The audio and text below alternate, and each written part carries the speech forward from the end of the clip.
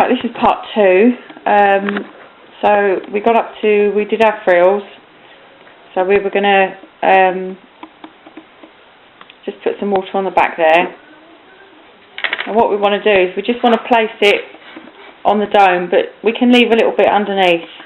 That's absolutely fine. So we just kind of place it across like that and stick it on. So it's looking like that. So that's, as I said before, that's going to be like the underskirt of the dress. So now we get our treated. Give it a bit of a warm up again.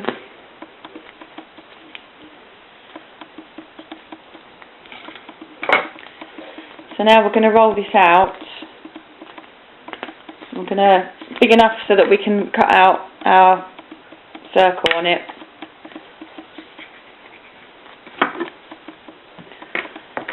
So roll it out. Don't roll it too thick, because I found that because we're going to pleat it, if you roll it too thick, it makes it quite difficult to pleat, but at the same time you don't want to roll it too thin either. So I'm going to give this a go. You can see the width there, the thickness of it, and I'm going to keep my fingers crossed that it's not too thin to frill. So we'll get our texture mat, plop it on top, just one roll forwards like that, and as you can see, it's textured that nicely. So what we do now is we get our big cutter and we cut out a circle in the pattern, like so. And then what we're going to do is we're going to cut away a bit of this circle. So we use this to do that, and we just kind of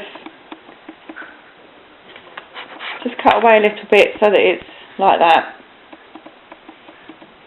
Alright, and now what we're going to do is we're going to frill along this edge, but we do leave some at the top here, just a little bit of a margin at the top.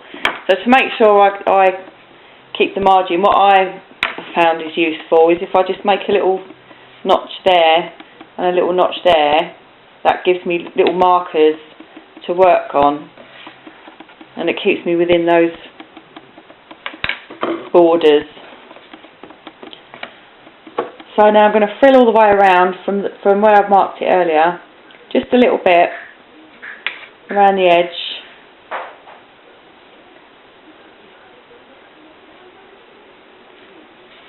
Because you don't want to go too far in on the disc, because it is just meant to be like a frill on the bottom of a dress. Well, I suppose if you wanted a bigger frill, you could go in as far as you like, but I'm just showing you what I've been taught over the last few days.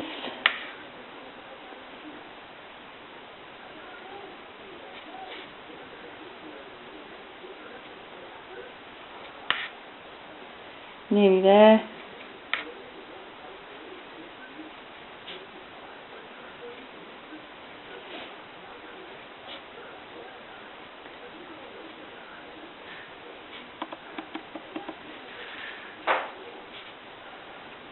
So, right, okay. So now what we do is we're going to pleat this. So I found if I turn it over so that I've got the pattern bit is in my hand. Now what you want to do is you want to make a sort of like an M shape across here. So you fold it in half, just this bit here, like that, and then you bring it back and over, bring it back and over. So it's kind of like a double M really, like that. And then what you do is you just kind of like give it a squeeze to keep its shape, and then you get your fake tennis ball or cupcake if you're doing it properly, and then you put some water on it like this, and then what we're going to do is we're going to just place it so that we've got some of the underskirt showing as well, so it acts as like a petticoat, like that kind of thing.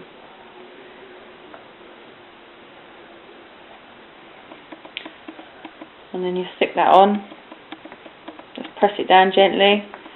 Try not to press too hard because you don't want the embossing of the mat here to disappear under fingerprints and stuff.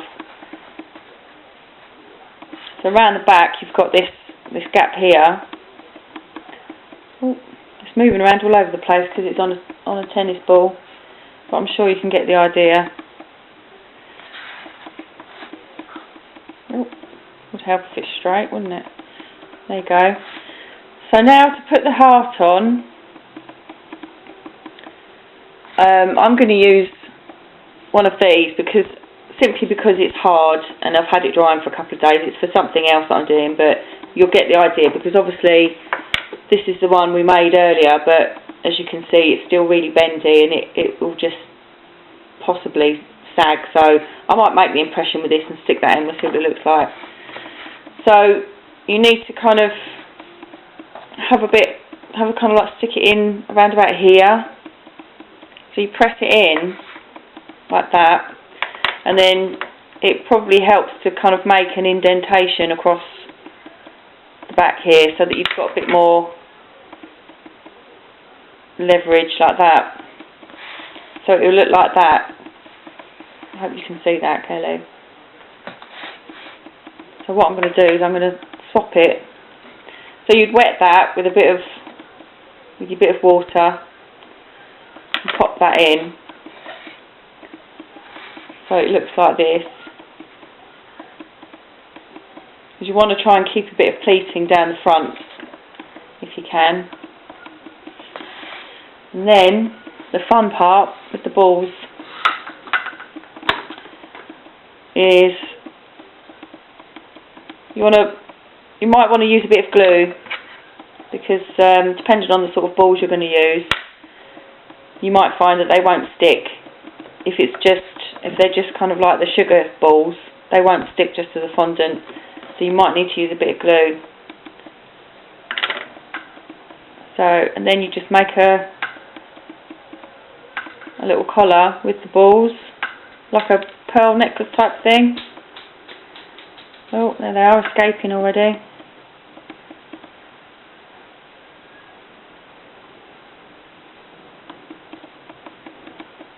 But that is basically all there is to it. It's very simple, quite straightforward, and obviously you'll have a proper cake to do it on and probably a lot more time to perfect it. But this is just the basics showing you how to do it. And obviously if it does go flat, you can just shove your tool up and while it's still fairly soft, and give it a bit of a pleat, which makes it look a bit prettier.